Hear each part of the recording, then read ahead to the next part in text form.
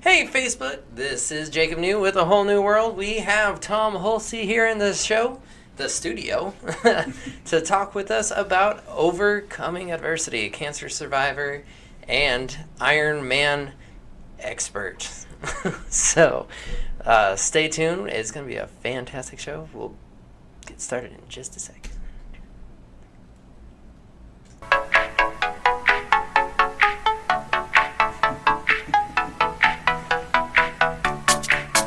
You're the Iron Man. I like it. 'Cause that's how people look when they do the Iron Man.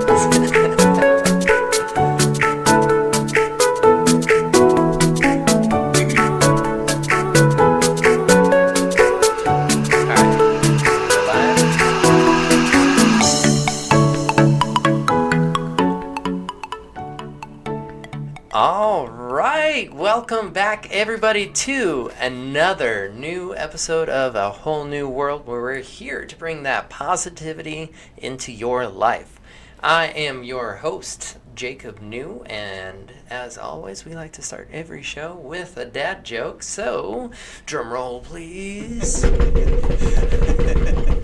What do you call an almond in space? An astronaut.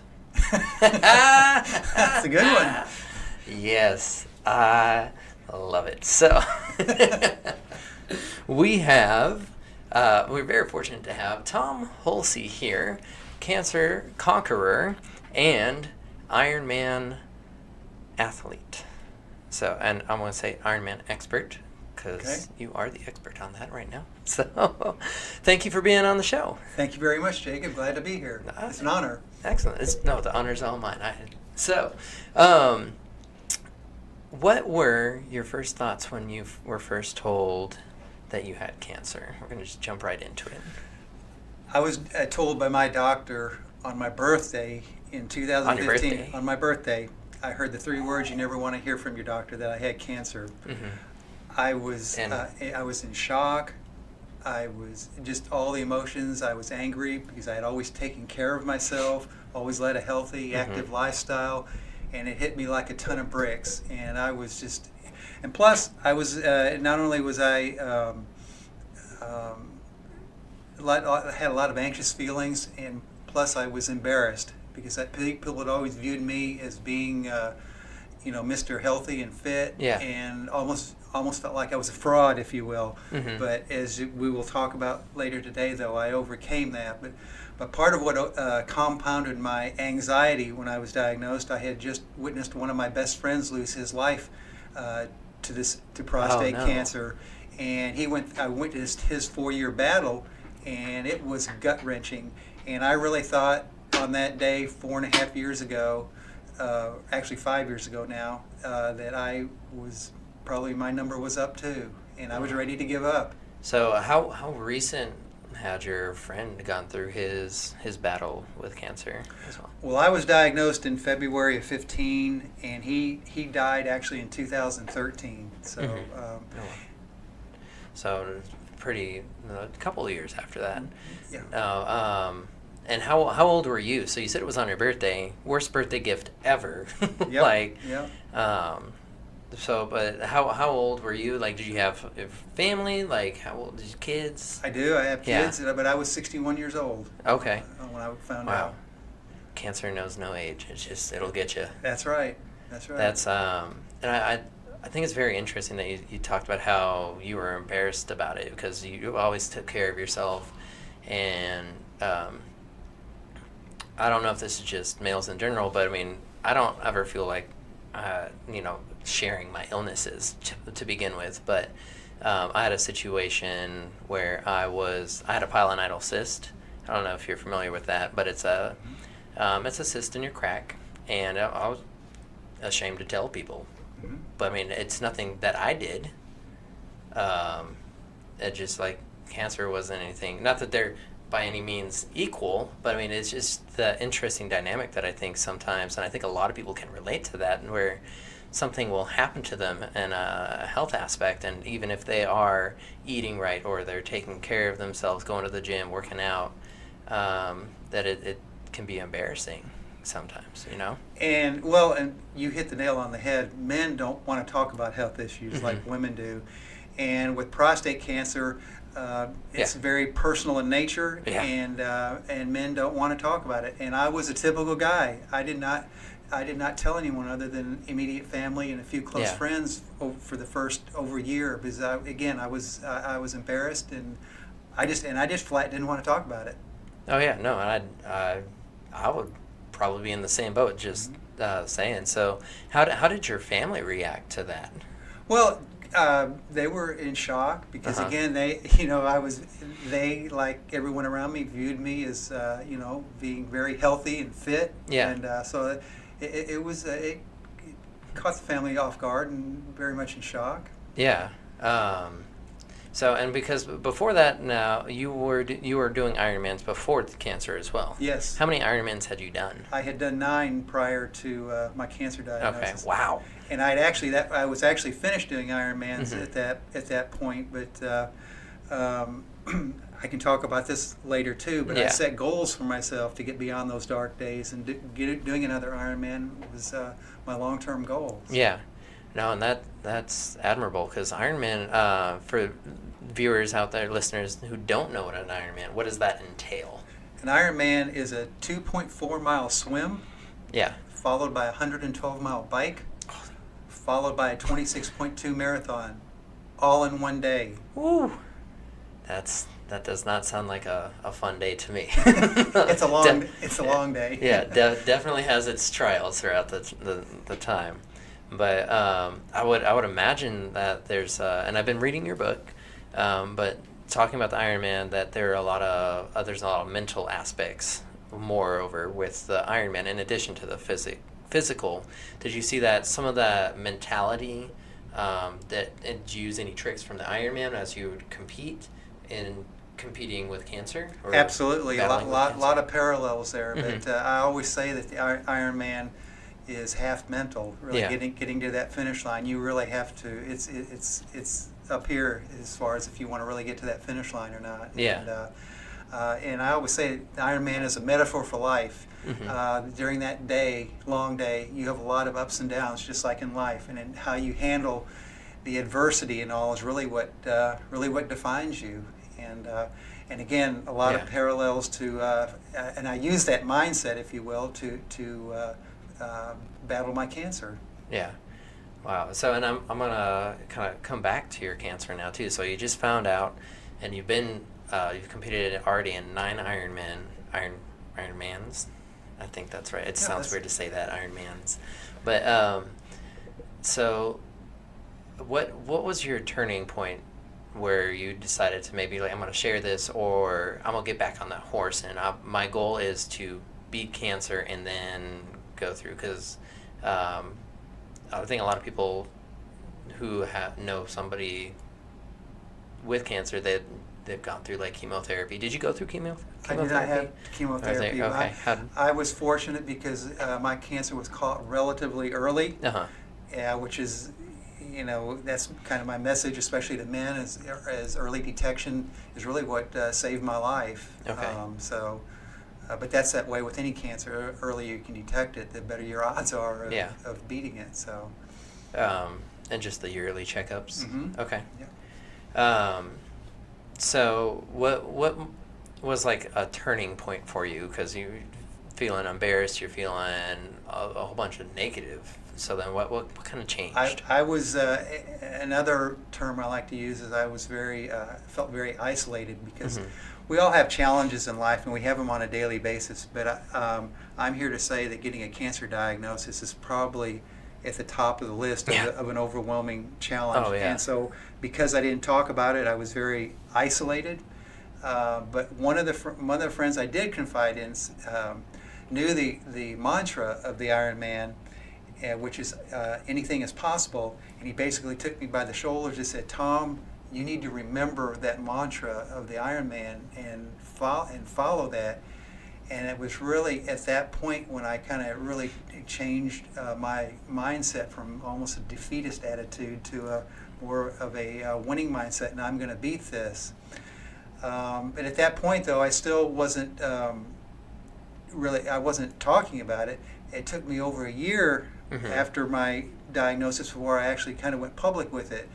And what happened at that point was my wife said, "Why don't you write a blog? And if you impact just one person's life in this world with what you've been through, how that would make you feel." Well, the first response I got back was from a gentleman in New Zealand. I had given him hope and inspiration. Yeah. And then from there, I started getting more responses about how I was impacting people. But at that point, my goal wasn't to make a difference, if you will, but it was very therapeutic for me. I was finally starting to talk about it and share with other people. So yeah, I like that idea because in other episodes I've talked about how like I've started journaling, and it's just something nice about just getting it out, whether it's on paper or online. And I think you don't know who's reading it too. So like it could be one person, it could be a million people, it could be 1,000 people. I mean, unless you look at the analytics, you're never really going to know. But just being able to get it out and getting it out and not keeping it in, I think there's a lot to be said about that, whether it's writing it on paper or putting it out for everybody to see. So I like that. I really like that. It was it was so therapeutic for me to start doing that, and the fact that I was impacting other lives was just very, very gratifying. So. Yeah, and so I can imagine maybe that also kind of kept you going too. So and forgive me, I've already forgotten how long was your battle with cancer before you conquered it?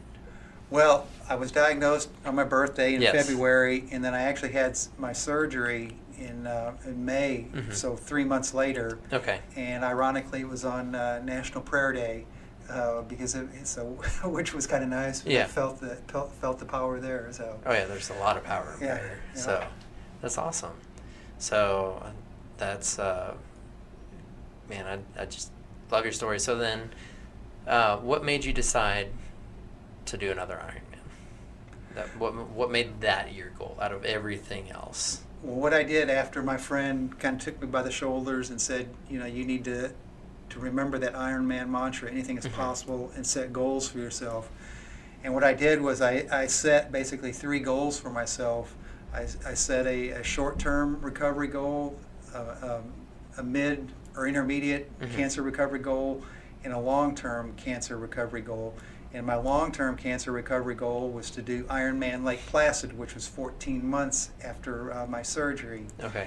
And also my other long-term goal in that's same month, July of 16, was to be around to walk my daughter down the aisle.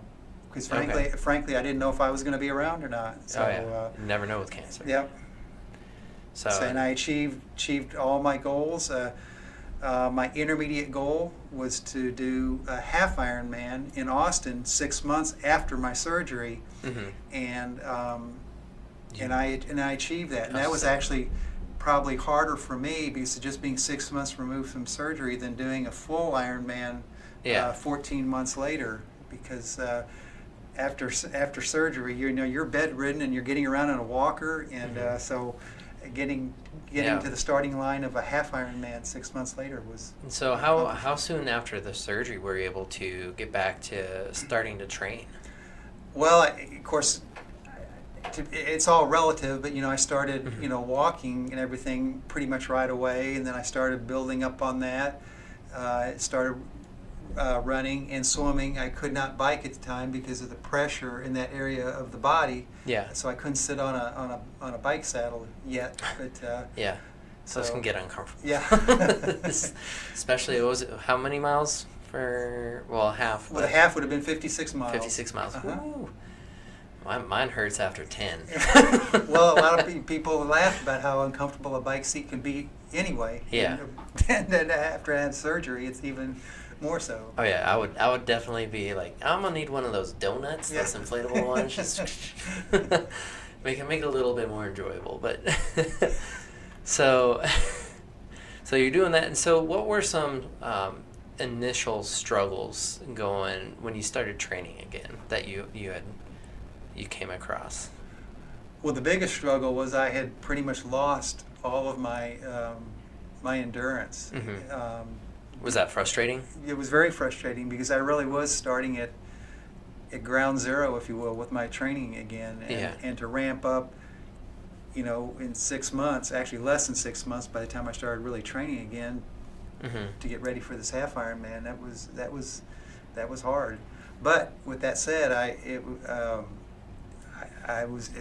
had that mindset though that I was going to persevere and overcome, and I was going to reach that goal because I've always been goal oriented in my life, and I was going to make that happen. And also too, the memory of my friend who lost his life, that was on my mind constantly because I was doing a lot of this in his memory. Yeah. And in fact, my book is dedicated to the memory of my friend. So. Yeah, and so, how did you you use your goals and the memory of your friend to get through those tough times? You just have a vision board for some of those things, or you just vision. Visualize. Thank you. Yes, it's words. And just envision that in your head, or what? Yep. I envision what it was like, because that gets you really envisioning. That long-term goal is what's kind of gets you through the short-term obstacles, and that can be said for anything in life. Yeah. So. I give you props on just being able to kind of see that in your head, because I need to have that printed out. I'm like, oh, let me see that on the mirror every day, So. But another thing I had too that was motivating to me is on my surgery day, the nurses gave me this blue wristband that said 0 into prostate cancer, and at the time I had no idea what it meant. I just thought it was a cool looking wristband. Yeah. But I've never taken it off because it's a constant reminder of where I've been and why I'm doing this now. And that kind of leads me into the other thing that I discovered a year after my surgery. Is I started doing due diligence. I wanted to do something to make a difference, and I started doing due diligence on Zero, this Zero Cancer, which is a charity, and I started and I represented Zero in my long-term goal at Ironman Lake Placid. I was creating awareness and raising funds for Zero. So this, every time I kind of get down, I look down, and this is a reminder of my friend, and all the other cancer survivors that are out there, and why I'm doing what I was doing. So. Yeah, and I love that because it reminds you of your why, and that's our biggest driving force, I think, is if you don't know why you're doing something, then you're not gonna stick it through. You're not gonna see your goal through. I had an issue, or not an issue. I had an occurrence with that in my life where I was looking at doing other jobs, and I just couldn't find a why big enough for I don't know why I do that. But teaching, my why is I enjoy seeing the difference I make in helping students grow, and so just knowing that I am making a difference, that's my why, and that's why I get up every morning. And whys can change too, it's crazy, but I love that. So tell us a little bit more about Zero. So what are some of the things that you do with Zero? Well, first of all, Zero is one of the leading nonprofits dedicated to finding a cure for cancer, for prostate cancer, and also bettering the lives for cancer victims and their families. Have a lot of programs for newly diagnosed cancer victims. We have a mentor-mentee program. I'm a mentor in that program. Where, again, as I mentioned, when I went through my battle alone, and one of my lessons learned in all this is you should not fight cancer by a battle like this by yourself. You need to have a support team around you, because it nearly did me in. Because as I mentioned earlier, it can be overwhelming and very isolating. And what? Cancer overwhelming? What? I'm just kidding. I can totally understand that. Yeah. So. But Zero is dedicated to finding a cure, and bettering the lives of guys that are fighting it today, and it's all about creating awareness for my generation, because a lot of guys don't even know what anything about prostate cancer, and so it's really creating awareness about getting checked, and then the goal is to have zero prostate cancer for future generations. In other words, finding a cure for prostate cancer, and that's kind of a dual mission there. But lots of programs for newly diagnosed. And picture this: 1 in 9 men that's Caucasian and Hispanic men will be diagnosed with prostate cancer in his lifetime. Yeah. 1 in 6 African American men will be diagnosed with prostate cancer in his lifetime. And to put those numbers in perspective, 1 in 8 women will be diagnosed with breast cancer in their lifetime. So the numbers are very, very similar, but you don't hear about the prostate cancer. We don't talk about it. But part of it, that's the big challenge. The men don't want to talk about it, and because of the very personal nature of it too. And just to put it, another fact, and these numbers are coming from the American Cancer Society. A man dies every 17 minutes in this country from prostate cancer. I didn't know it was that frequent. That's crazy. Mm-hmm. So, how do you raise awareness and stuff for that? Like, how do you just word of mouth and just go on? Obviously, like coming in on wonderful shows like mine and sharing the word. Yes. But I mean, do you go out and do like speaking events? Like, what do you do? Speak to men's groups, and then through Zero, we do a lot of advocacy on Capitol Hill. For example, we do a lot of advocacy for the prostate cancer research program, which is part of the DoD's congressionally directed medical research programs. Yeah. And through our efforts over the last several years, funding for the prostate cancer research program has been increased to $110 million. Wow, that's good. For prostate cancer research. And I have done that, and I also sit on the other side of the table because I'm also a peer reviewer for that prostate cancer research program, where I work with scientists and doctors on evaluating research applications on determining is this application, does it have potentially big impact or not? Yeah. And so we evaluate, and determine what's going to be funded or not. So involved in that. Zero also has their National Run Walk Series, which last year we had 43 run walks across the country, raised over $4 million with over 20,000 participants. Oh, wow. Is that like one where they like pledge if I walk so many miles or run You can do it different ways, or you just pay your entry fee, or you put together a team and raise funds. Okay. For example, this past weekend, Run Walk in Baltimore had about 3,000 participants and raised over $600,000. So that's one way we're helping spread awareness. Okay, excellent. So just through different events, and that is amazing. I love that. And so, man, I just keep thinking as you're talking, all the things that y'all are doing to raise awareness and to support families, and because you said you were a mentor too. It's not easy, and I said cancer touches everybody. My mom's gone through cancer twice. She's had Hodgkin's lymphoma. It was put in remission and then it came back. And so it's not an easy ordeal for anybody, and especially family members. It's very hard to digest. And so I wish I would have had, or myself didn't speak to many people about it. My best friend knew about it, but not many other people knew. But and of course, like neighbors would bring us food and help in that aspect. So, but it just would have been nice if I would have had, like, even myself a mentor or somebody to talk me through it and how like talk about some of my feelings, my emotions, and what I'm doing. I mean, guys don't have emotions, but but just from that aspect. So thank you for being a mentor. Absolutely. And helping those different families. It's, again, very gratifying that I'm able to help. And I've been there, done that. And unfortunately, I took the very difficult road of going through this myself, and I don't want anybody to have to do that again. So but this is the kind of programs where some of the funding that Zero raises goes toward.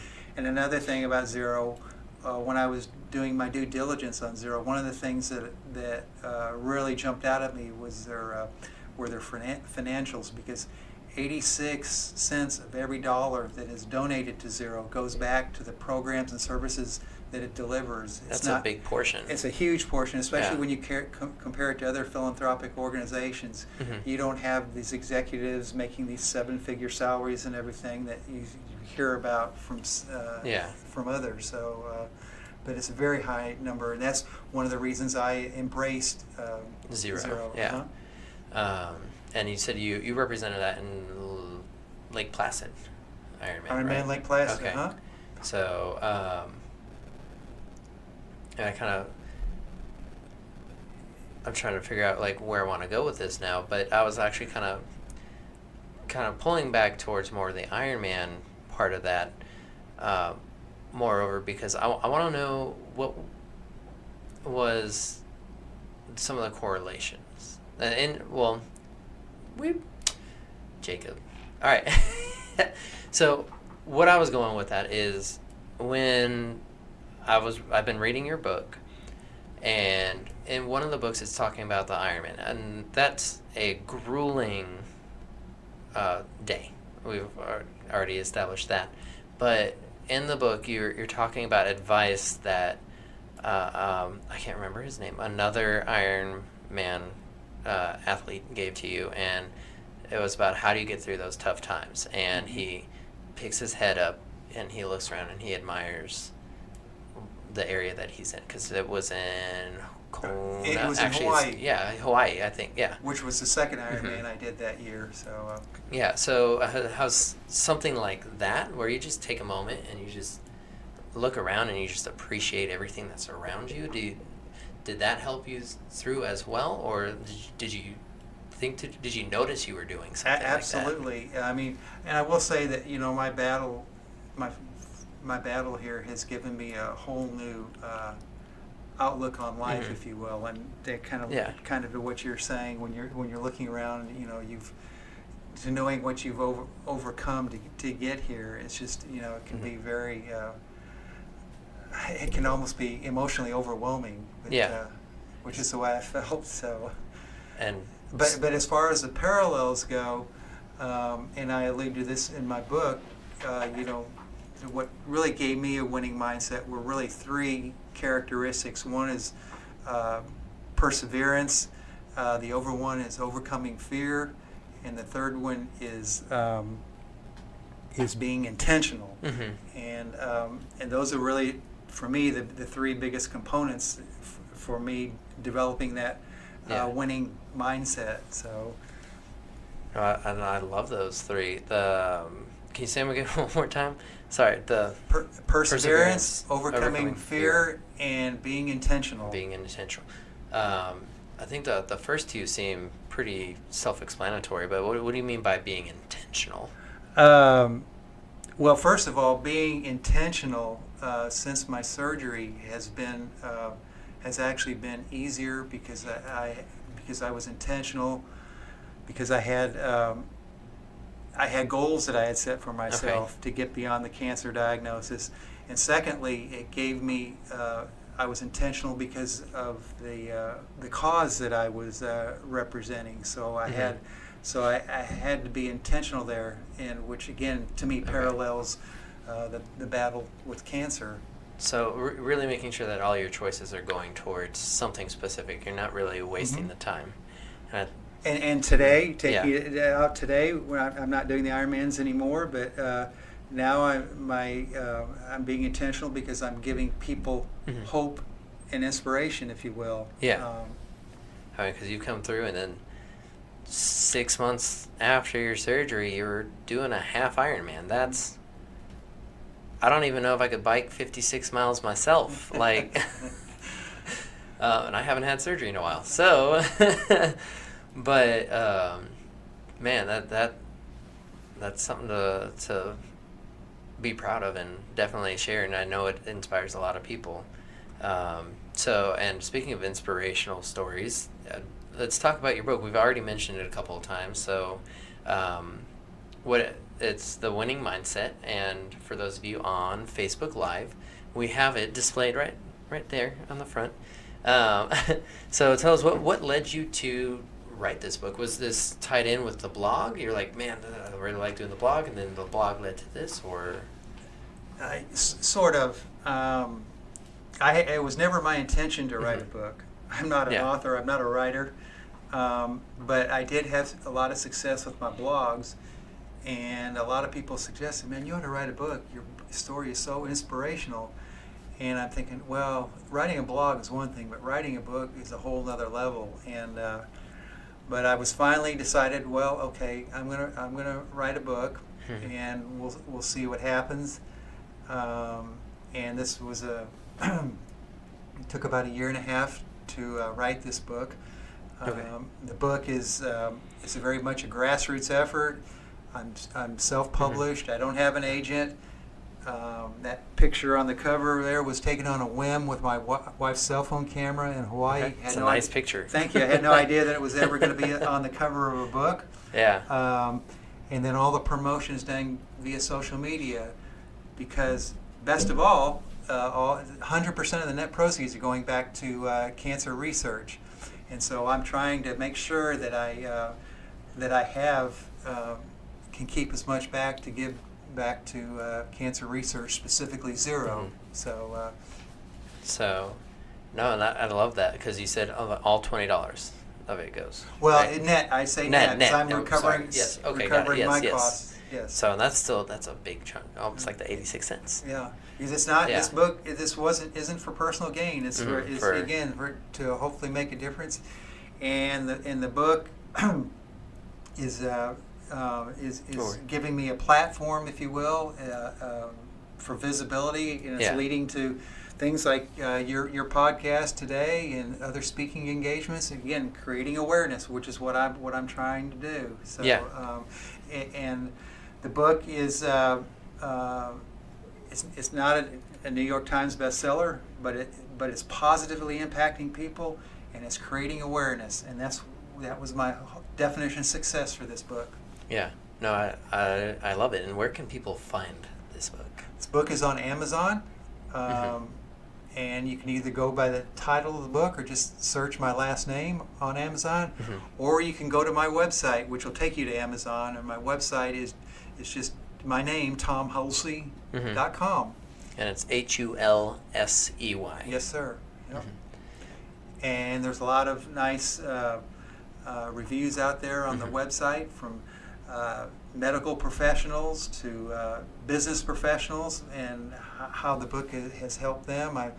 The book has been endorsed by several prominent urologists and oncologists around the country. In fact, I had a very prominent urologist from University of Massachusetts write the foreword for the book, and cool. And these doctors are recommending it to their patients that are going through their battles. And this book isn't just for cancer patients. It's for anybody that's had challenges or obstacles, or I like to call them curveballs in life, to help get through, because all these everything can be applied to whatever the challenges that you might have in your life. No, 100%. And I'm reading it right now. It's a fantastic book, and Thank you. I'm finding that it really does coincide with a lot of things that I've gone through, or that I face on a daily basis, or that I have no doubt that what I will face in the future. So I highly recommend. So get on Amazon and y'all get a copy of it yourselves and help better yourself and give back to cancer. And I'm very flattered that all the reviews out there on Amazon right now are 5 out of 5 stars. Okay. And when you read some of those testimonials, it's just again very, very gratifying to me that I'm positively impacting people's lives. Oh yeah, making a difference. I love making a difference. Yep. Man, so writing a book, publishing, Ironman, man, you do it all. That's. Well, I've really dedicated my life to making a difference in the world, and that's. Yeah. No, I thank you for everything that you're doing, and I thank you for taking the time to be on this show. One last question, though, that I do want to ask that I just kind of thought of is, do you have like a favorite? So talking about like looking up and being like, oh wow, the area's beautiful, or where you just, do you have like a story where you in the midst of one of your struggle, either with cancer or Ironman, and you look up and you're like, wow, this is really cool, or it's like a kind of a funny story? I know I'm kind of putting you on the spot. So I don't know if I have a funny story, but again, I have I have a much better appreciation for life, and every day is a gift now. Again, it's just my whole outlook on life has changed. Changed through this. No. I mean, that's not a funny story, but but it has given me a wonderful new perspective on life. No, I love it. And so funny was the wrong. I was so your answer is perfect. Thank you.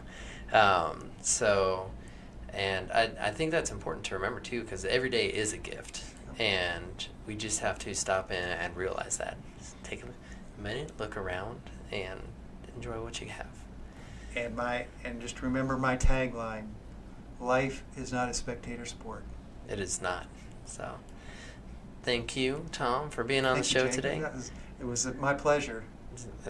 No, the pleasure and honor is all mine. So thank you to all you listeners out there.